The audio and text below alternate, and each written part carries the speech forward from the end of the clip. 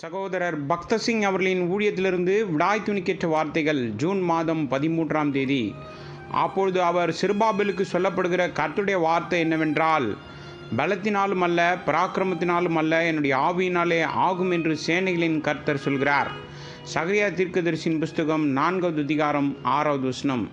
இஸ்ரவேல் புத்திரருக்கு விருத்த சேதனம் செய்யும்படி தேவன் யோசுவாவுக்கு கட்டளையிட்டார்.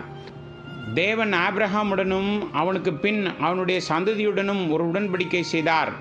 எனக்கும் உங்களுக்கும் உனக்கு பின்வரும் உன் சந்ததிக்கும் நடுவே உண்டாயிருக்கிறதும் நீங்கள் கைக்கொள்ள வேண்டியதுமான என் உடன்படிக்கை என்னவென்றால், உங்களுக்குள் பிறக்கும் சகல ஆண் பிள்ளைகளும் விருத்த சேதனம் பண்ணப்பட வேண்டும். ஆதியாகமத்தின் புஸ்தகம் 17வது அதிகாரம் 10வது வசனம்.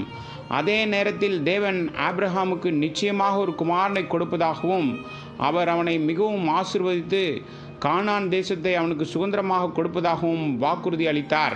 ஆபிரகாமுக்கு அப்போது 99 வயது. அவனுடைய மனைவி சாராவுக்கு வயது 89.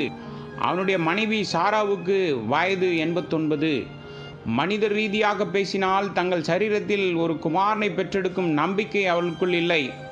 ஆனால் ஒவ்வொரு ஆண் பிள்ளைகளையும் விருத்த சேதனம் செய்யும்படி தேவன் ஆபிரகாமிடம் சொன்னார்.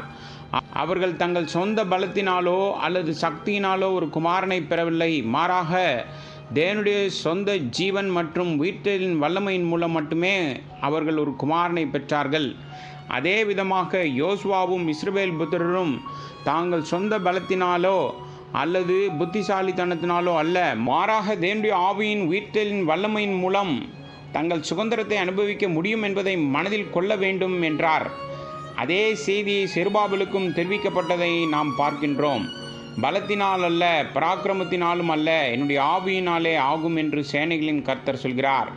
ஜெருசலேமில் உள்ள ஆலயம் எவ்வாறு மீண்டும் கட்டப்படும் என்ற சந்தேகமும் கேள்வியும் செருபாபேலுக்கு நிறைந்திருந்தது.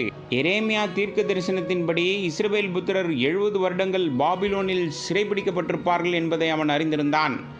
ஜெருசலேமின் மதில்கள் இடிக்கப்பட்டதையும் அக்கினியால் சுட்டெரிக்கப்பட்ட வாசல்களையும் அவன் கண்டான்.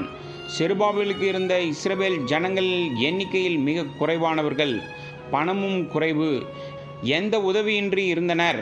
இந்த சூழ்நிலையில் தேவனுடைய வேலையானது எந்த மனித வல்லமையினாலோ அல்லது மனித சக்தியினாலோ நடைபெறாது, மாறாக அவருடைய ஆவியினால் ஆகும் என்ற கர்த்தருடைய வார்த்தை செருபாபேலுக்கு வந்தது.